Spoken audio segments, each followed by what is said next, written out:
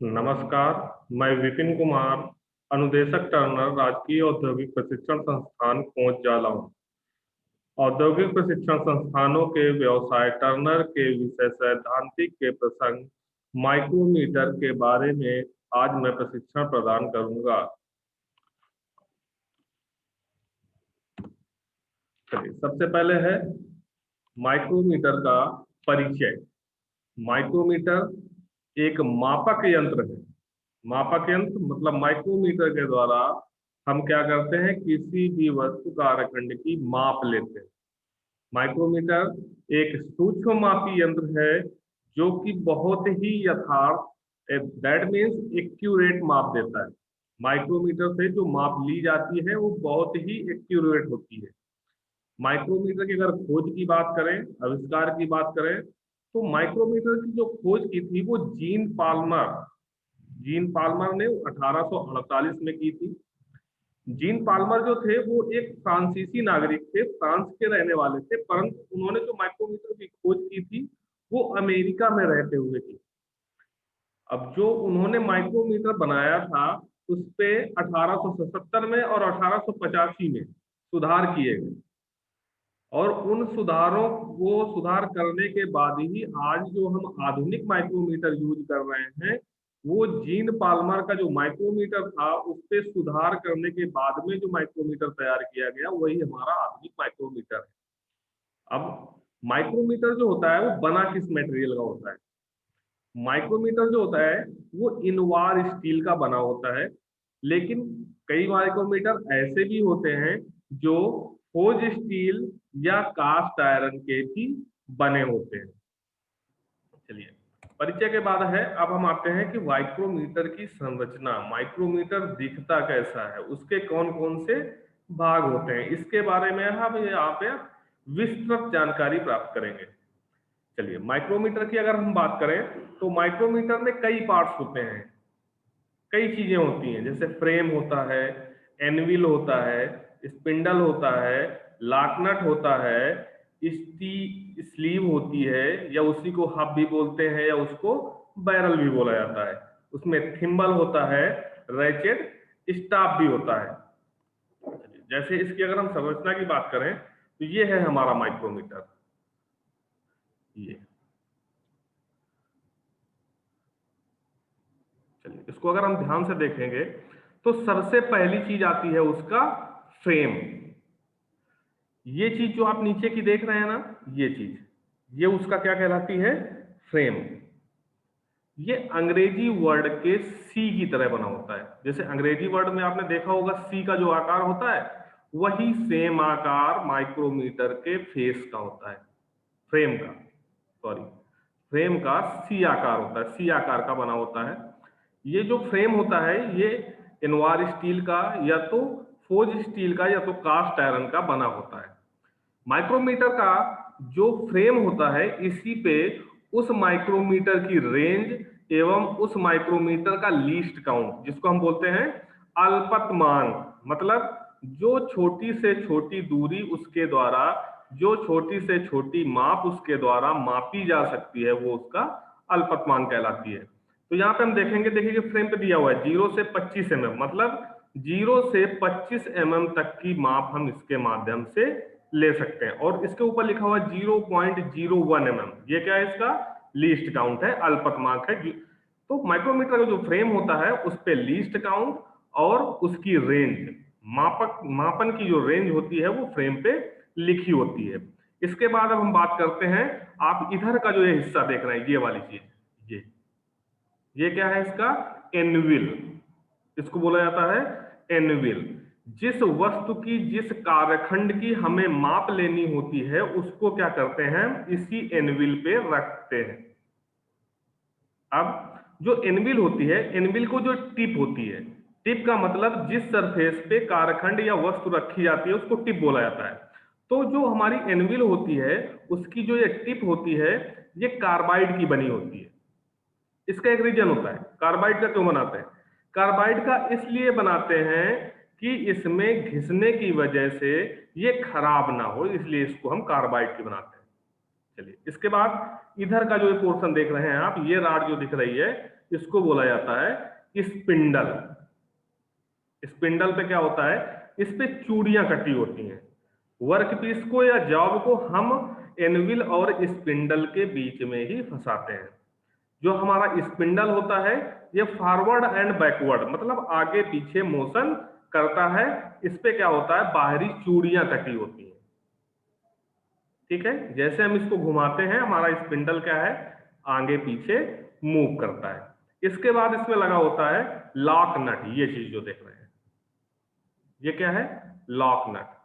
अब हम क्या करते हैं, जब कारखंड को या वर्कपीस को जिसकी माप लेनी होती है उसको हम एनविल और स्पिंडल के बीच में फंसा देते हैं।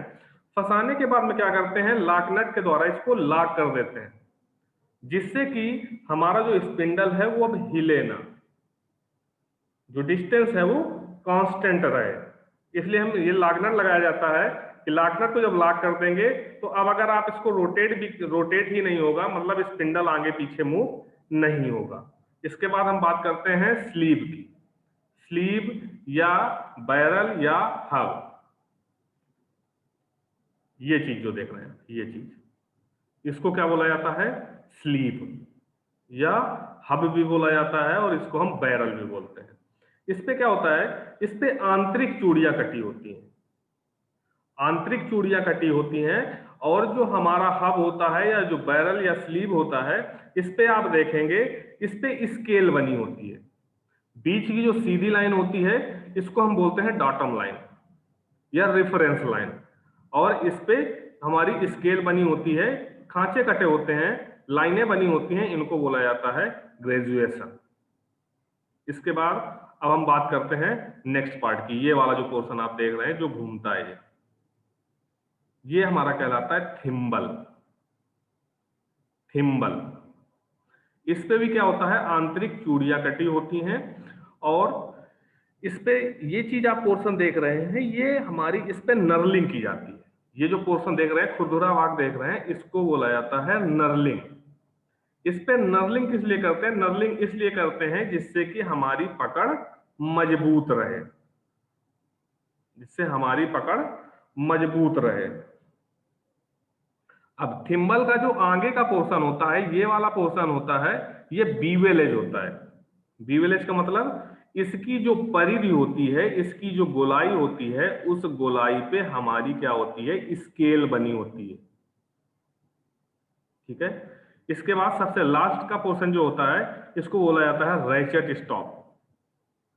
रैचेट स्टॉप हमें क्या होता है, जब हमें स्पिंडल को मूव कराना होता है आगे पीछे तो हम क्या करते हैं, रैचेट स्टॉप को ही मूव कराते हैं। जब ये वर्कपीस को टच कर लेता है और वर्कपीस पे टाइट हो जाता है तो आप देखेंगे ये घूमना बंद कर देगा और ये क्या होता है, स्लिप होने लगता है ये चीज। ठीक है, तो इसके माध्यम से क्या करते हैं, इसको मूव कराते हैं और जब ये वर्कपीस को पकड़ लेता है तो अपने आप ये स्लिप करने लगता है, जिससे हमें मालूम चल जाता है कि अब हमारी जो डायमेंशन है, जो माप है, वो अब माप ली जा सकती है और लॉक स्क्रू को हम लॉक कर देते हैं। ये तो हमारा हुआ माइक्रोमीटर का संरचना, माइक्रोमीटर की संरचना, उसके भिन्न भिन्न पार्ट्स, जैसे कि आप अभी देख रहे थे ये चीज। ये हमारा माइक्रोमीटर बना हुआ है, ये हमारा क्या है, फ्रेम है उसका। इस फ्रेम पे अगर आप देखें तो 0 से 25 mm उसकी रेंज लिखी हुई है। 0.01 mm जो लिखा हुआ है ये क्या है, इसका लीस्ट काउंट है, अल्पतमांक है। इसके बाद लेफ्ट हैंड साइड पे देखेंगे ये चीज क्या है, एनविल है, इस पे हम वर्कपीस को या जॉब को जिसकी माप लेनी होती है उसको यहीं पे रखते हैं। ये हमारा स्पिंडल है, लॉक नट लगा हुआ है या लॉक स्क्रू भी बोलते हैं। ये स्लीव है, स्लीव पे आप देखेंगे ये सीधी वाली लाइन है, इसको हम क्या बोलते हैं, डॉटम लाइन, और जो ये स्केल बनी हुई है, ऊपर नीचे लाइनें बनी हुई है, इनको बोला जाता है ग्रेजुएशन। इसके बाद हमारा ये क्या है, थिम्बल। ये देखिए ये नर्लिंग की गई है, ये थिम्बल है। ये हमारा बीवेल एज है, जिसपे कि हम देख रहे हैं उसकी परिधि पर, उसकी गोलाई पर लाइनें बनी हुई हैं, स्केल बनी हुई है। लास्ट में हमारा ये क्या लगा हुआ है, रैचेट स्टॉप या रैचेट, जिसके माध्यम से हम स्पिंडल को घुमाते हैं तो स्पिंडल आगे या पीछे मूव करता है। चलिए, संरचना के बाद अब बात करते हैं कार्य सिद्धांत कि जो हमारा माइक्रोमीटर होता है वो किस प्रिंसिपल पे उसका सिद्धांत क्या है, वर्क कैसे करता है। जो माइक्रोमीटर होता है वो नट और बोल्ट या लीड और पिच के सिद्धांत पर कार्य करता है। नट और बोल्ट को कैसे, जैसे मान लीजिए कोई एक नट है, उस पर आप बोल्ट टाइट करते हो, क्या होता है, घुमाते हैं, घुमाने से क्या होता है, वो आगे की तरफ मूव करती है। इसी तरीके से यहाँ पे होता है माइक्रोमीटर में, मैंने बताया जब थिम्बल को घुमाएंगे, जब थिम्बल को घुमाएंगे तो घुमाने से क्या होगा, वो आगे की तरफ मूव करेगा।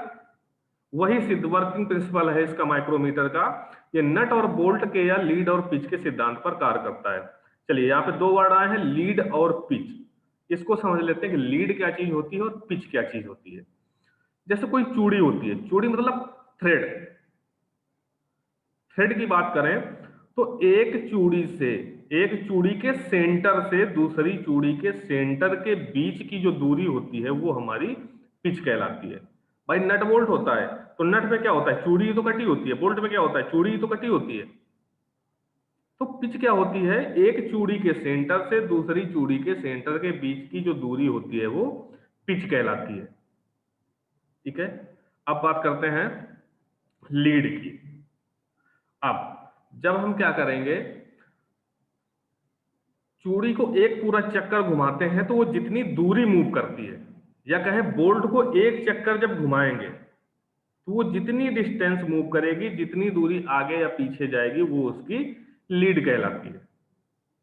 अब माइक्रोमीटर जो होता है वो सिंगल स्टार्ट थ्रेड पे काम करता है, सिंगल स्टार्ट चूड़ी पे काम करता है। अब हमारी चूड़ियां कई तरीके की होती हैं, single start, double start, triple start. Single start चूड़ी में क्या होता है, लीड और पिच जो होती है वो बराबर होती है।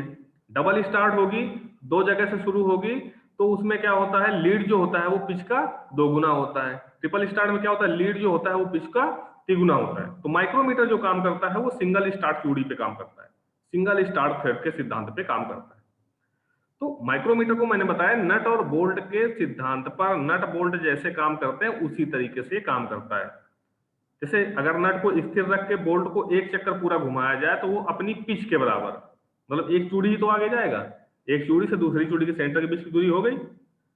क्योंकि अब हमने बताया सिंगल स्टार्ट चूड़ी में क्या होता है, लीड और पिच बराबर होती है, अर्थात जब स्पिंडल को एक चक्र घुमाया जाएगा तो वो पिच के बराबर आगे या पीछे मूव करेगा। अब माइक्रोमीटर के स्पिंडल के बाहर अब बात करते हैं, माइक्रोमीटर को देखते हैं। माइक्रोमीटर के स्पिंडल के बाहर और स्लीप के अंदर 15 मिलीमीटर की दूरी में 0.5 पिच के हिसाब से चूड़ी कटी होती है। इस पे हम देखेंगे, अब सीधे माइक्रोमीटर पे देखते हैं। ये चीज, इसको आप ओपन करते चले जाएंगे, ये देखेंगे इस पे जो लाइन बनी हुई है, इस लाइन पे ऊपर और नीचे दोनों साइड पे चूड़ी मार्किंग की गई है। ठीक है, ऊपर की जो लाइनें हैं वो एक एक मतलब ऊपर की साइड में देखेंगे 0 से 5 के बीच में कितनी लाइनें हैं, 1 2 3 4 5, मतलब एक एक mm पे हो। नीचे की जो लाइनें हैं उन लाइनों के जस्ट सामने नहीं है, दो लाइनों के बीच में। मतलब अगर नीचे वाली लाइन कितने पे है, 0.5 पे, फिर दूसरी 1.5 पे, फिर तीसरी 2.5 पे, फिर चौथी 3.5 पे, इस तरीके से लाइनें बनी हुई है। मतलब एक चक्कर अगर घुमाएंगे तो कितना मूव करेगा, 0.5।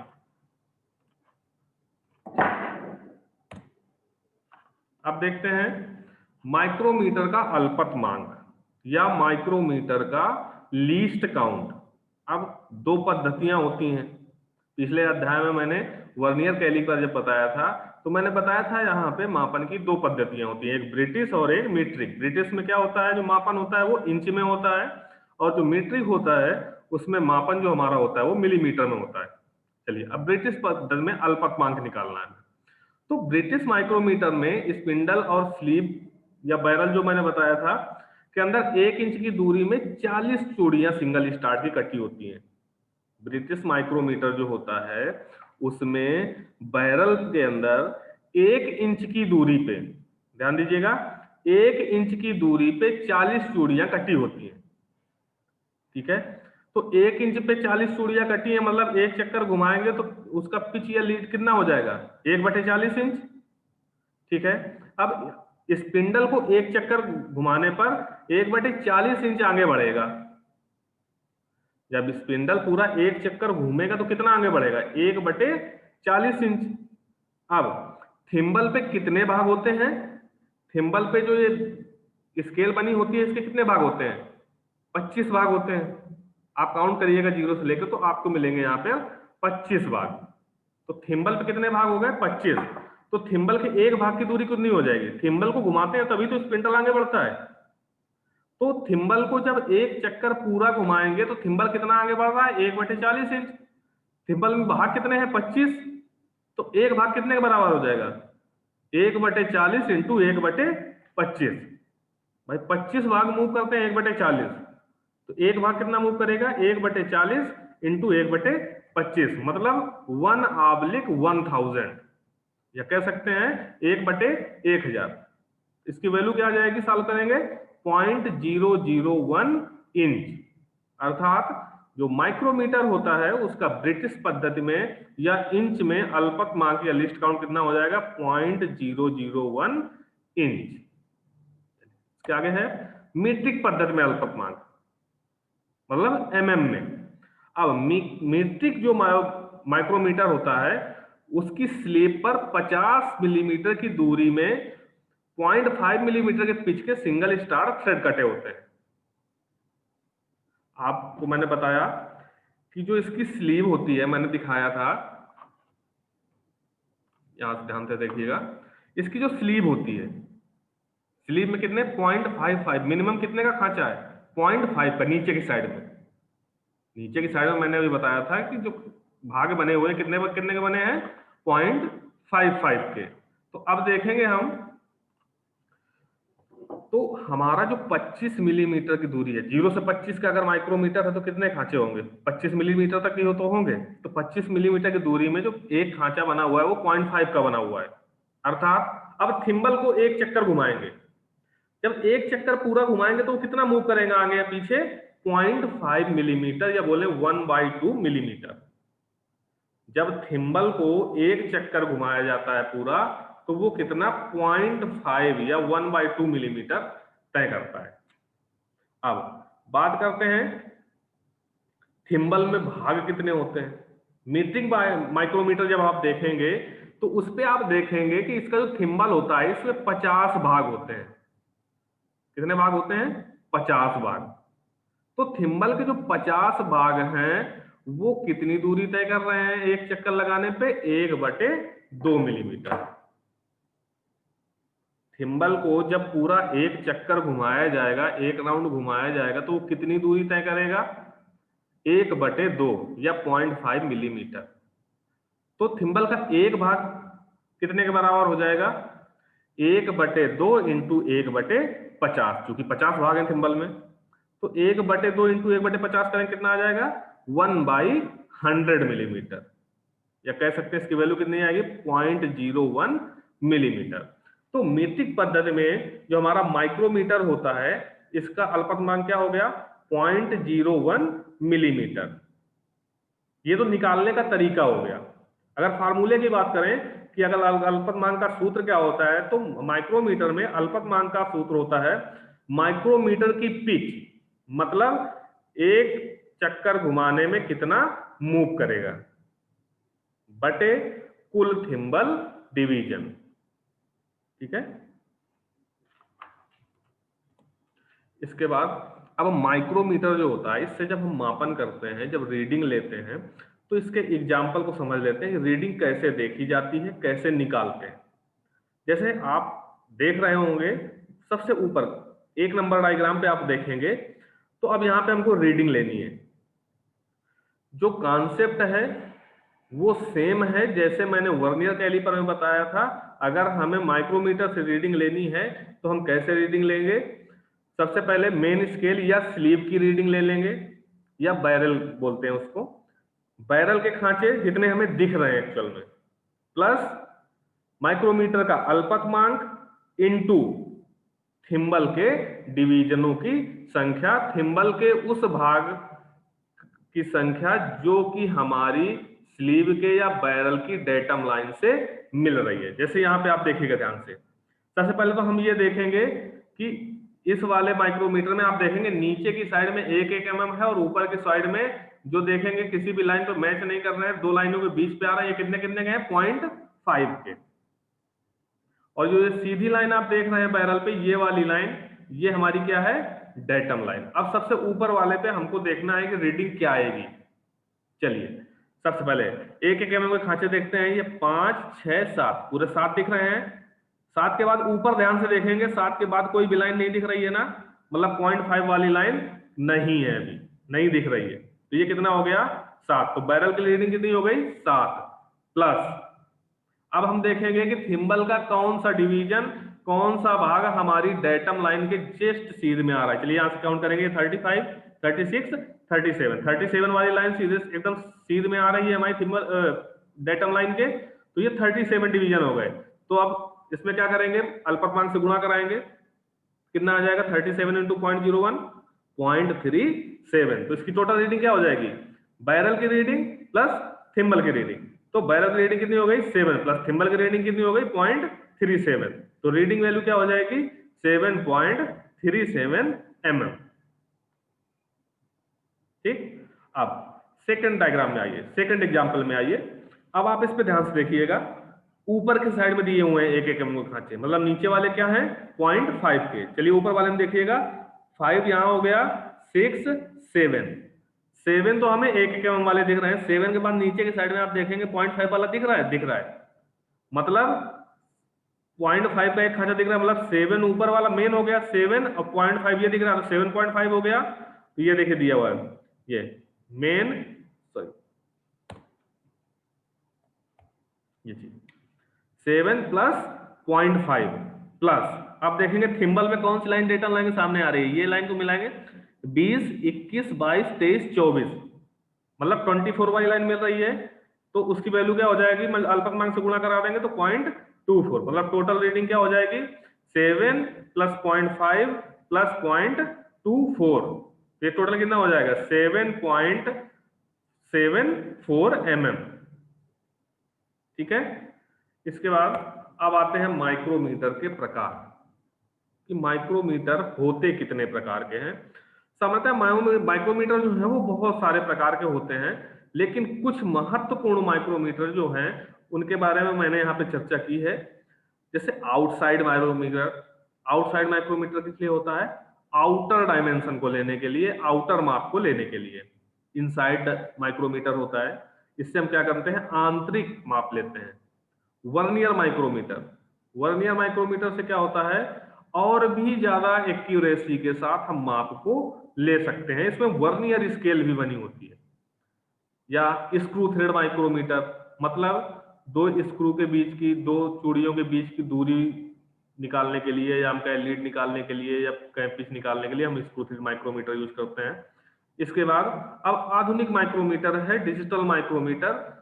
हमें क्या होता है कि जैसे रीडिंग देखने में लाइन कौन सी मिल रही है, इन सब में दिक्कत होती है। इसकी वजह से अब इस टाइम पे हमारा डिजिटल माइक्रोमीटर आ चुका है, जिसमें हमें कुछ नहीं करना है। हमारे उसमें क्या होता है, डिस्प्ले लगा होता है, जो भी रीडिंग होती है, जो भी उसकी डायमेंशन होती है, वो उस डिस्प्ले पे शो हो जाती है। चलिए अब एक के बारे में चर्चा करेंगे। जैसे सबसे पहला है आउटसाइड माइक्रोमीटर। अभी मैंने जो आपको दिखाया था वो आउटसाइड माइक्रोमीटर ही है।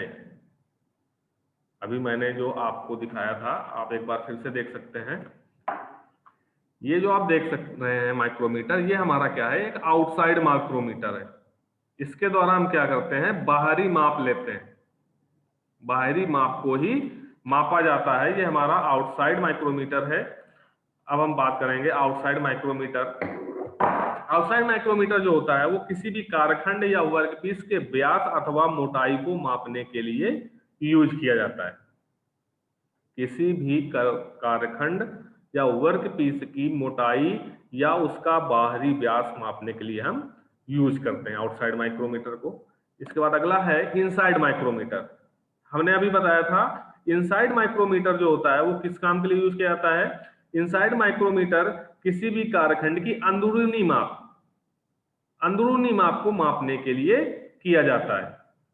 जैसे कि डायग्राम में दिखाया गया है, इसमें ये हमारा इनसाइड माइक्रोमीटर है। जैसे ये आप देख सकते हैं डायग्राम पे, ये चीज, ये क्या है हमारा इनसाइड माइक्रोमीटर है।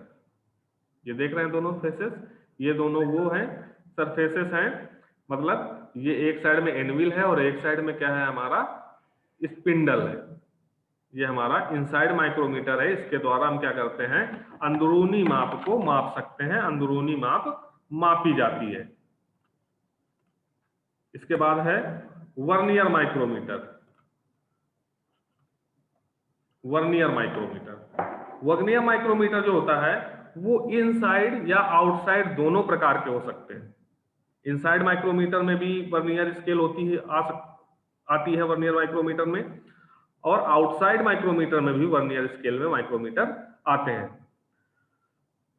वर्नियर माइक्रोमीटर जो होता है उसकी स्लीव या जो बैरल होती है उस पे वर्नियर स्केल भी बनी होती है, और जो ये वर्नियर स्केल बनी होती है वो हमारी जो डेटम लाइन होती है उसके समानांतर में वर्नियर स्केल की लाइनें बनी होती हैं। जैसे कि आप इस डायग्राम में देख रहे हैं, ये हमारी डेटम लाइन है और ये जो आप लाइनें सीधी सीधी पैरेलल पे देख रहे हैं ये क्या है हमारी वर्नियर स्केल है। अब हम बात करते हैं वर्नियर माइक्रोमीटर का अल्पतमांक। वर्नियर माइक्रोमीटर का अल्पतमांक, चलिए वर्नियर की बात कर रहा है, वर्नियर की बात कर रहा है तो पिछले अध्याय में मैंने वर्नियर पढ़ाया था, तो मैंने बताया था कि वर्नियर जो होता है वो हमेशा दो स्केलों के अंतर पे कार्य करता है। ठीक, अब यहां पे हमारा जो माइक्रोमीटर है वो थिम्बल के रोटेशन पे डिपेंड करता है उसका अल्पतमांक। पीछे जो हमने अल्पतमांक निकाला उसमें यही तो निकाला कि थिम्बल का एक भाग कितने के बराबर है। ठीक, चलिए तो वर्नियर माइक्रोमीटर में भी क्या होगा, अब हमारा थिम्बल का एक भाग जो साधारण माइक्रोमीटर में है और थिम्बल का एक भाग जो वर्नियर माइक्रोमीटर में है, इन दोनों की तुलना करेंगे, इन दोनों का अंतर निकालेंगे, वही हमारा वर्नियर माइक्रोमीटर का अल्पतमांक होगा। क्योंकि वर्नियर दो स्केलों पर अंतर पे काम करता है। बात थिम्बल की हो रही है तो साधारण माइक्रोमीटर में थिम्बल का एक भाग कितने का है और वर्नियर माइक्रोमीटर में एक भाग थिम्बल का एक भाग कितने का है, दोनों को निकाल लें, दोनों को घटा दें, दोनों का अंतर निकाल लें, हमारा अल्पतमांक निकल आएगा।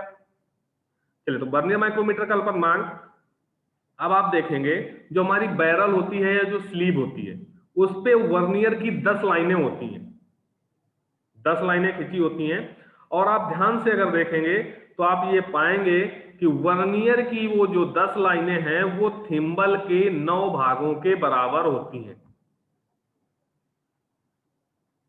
सेम वही कॉन्सेप्ट है, वही चीज है जो वर्नियर माइक्रोमीटर वर्नियर कैलिपर में आपने देखा था कि जो हमारी वहां पे भी हमने देखा था 9 भाग 10 भाग के बराबर होते हैं, उसी तरीके से यहाँ पे भी है। वर्नियर स्केल की जो 10 लाइनें होती हैं वो थिम्बल के 9 भाग के बराबर होती हैं। मतलब अब साधारण अगर हम सिंपल माइक्रोमीटर की बात करें तो थिम्बल का एक भाग कितने के बराबर होता है, मतलब अल्पतमांक कितना था 0.01, मतलब 1/100 mm। साधारण माइक्रोमीटर में थिम्बल का एक भाग कितना था 1/100 मिलीमीटर। ठीक है, अब कह रहा है कि वर्नियर स्केल की 10 लाइनें 9 लाइनों के बराबर हैं, 9 भागों के बराबर हैं थिम्बल पे स्केल के, तो थिम्बल की 9 लाइनें कितने के बराबर हो जाएंगी, 9 भाग कितने के बराबर हो जाएंगे, एक भाग है 1/100 का, तो 9 भाग कितने का हो जाएगा 9/100 का। मतलब वर्नियर स्केल की जो 10 लाइनें हैं वो 9/100 मिलीमीटर के बराबर हैं, तो एक भाग कितने के हो जाएगा 10 से भाग दिला देंगे भाई, 10 लाइनें 9/100 के बराबर हैं, तो एक लाइन कितने की हो जाएगी 9/100 इंटू 1/10, मतलब 9/1000।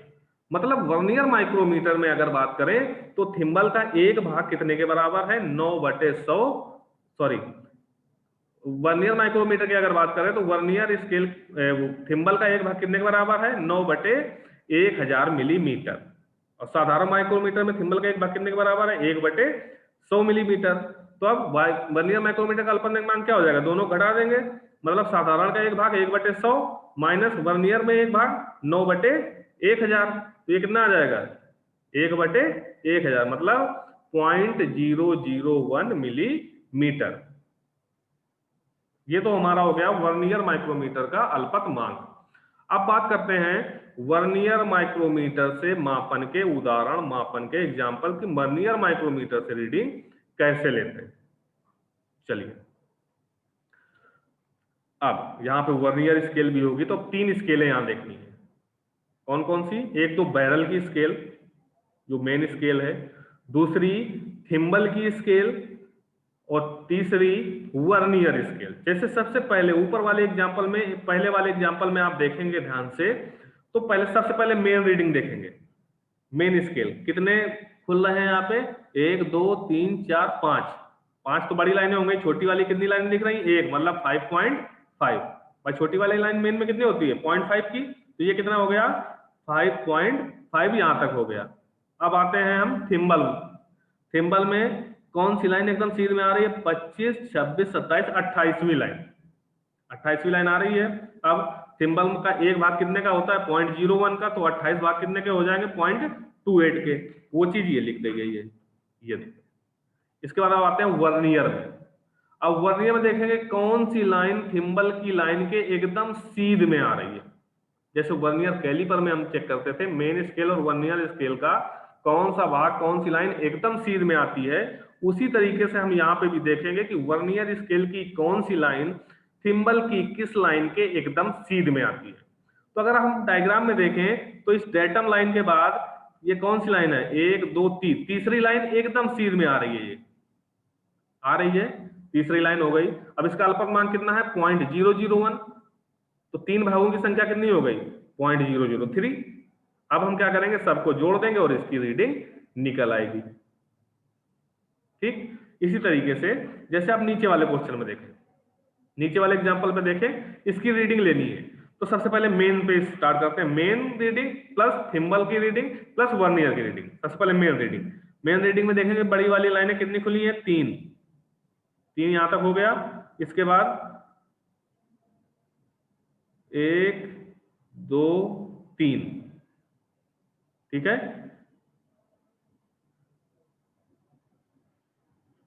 1 2 3 1 2 3, 3 पॉइंट ये कितना?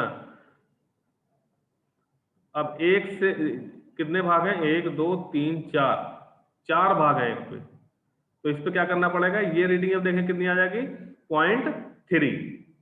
ये कौन सी लाइन है? 5 के बाद 6वीं लाइन, तो ये कितना हो गया? 0.006।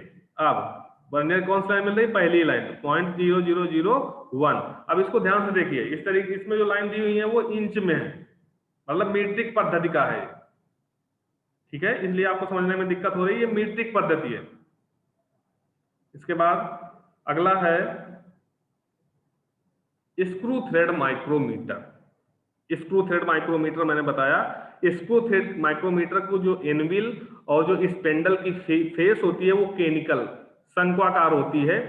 इसका रीजन है क्योंकि जब स्क्रू कटा होता है तो स्क्रू के पिच डायमीटर को मापने के लिए हम क्या करते हैं? स्क्रू थ्रेड माइक्रोमीटर का यूज करते हैं, स्क्रू थ्रेड माइक्रोमीटर का प्रयोग करते हैं।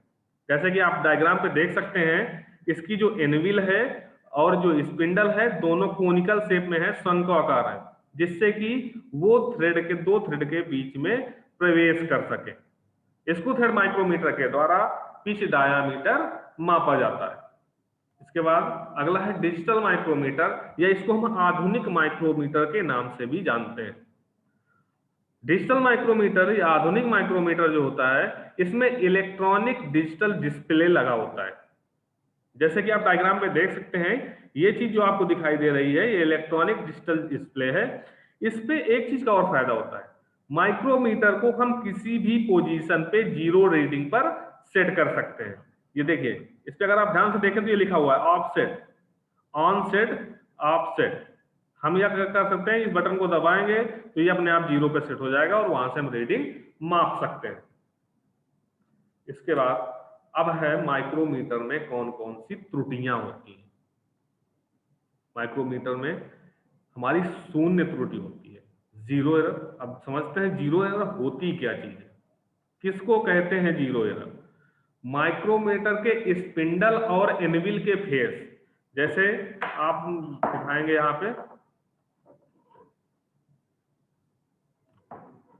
जैसे ये आप देख रहे हैं, ये हमारा क्या है, एनविल है, ये क्या है, स्पिंडल है। इनको दोनों को हम जीरो पे मिला देंगे।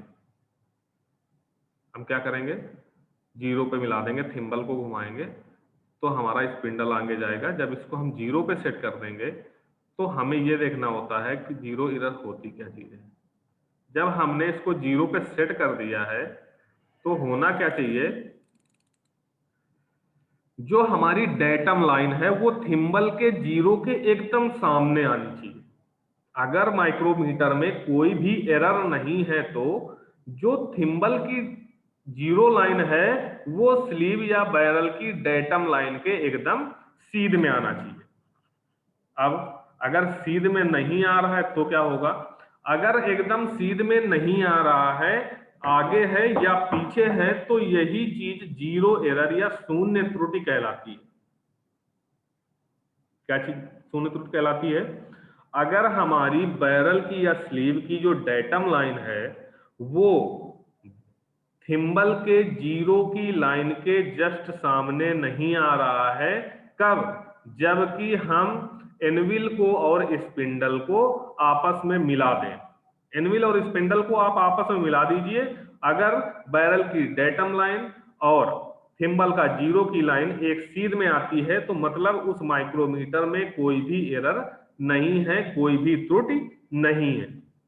अगर वो जीरो लाइन ऊपर या नीचे आती है, आगे या पीछे आती है, तो इसका मतलब यह है कि उस माइक्रोमीटर में त्रुटि है और इस चीज को हम बोलते हैं जीरो एरर या शून्य त्रुटि।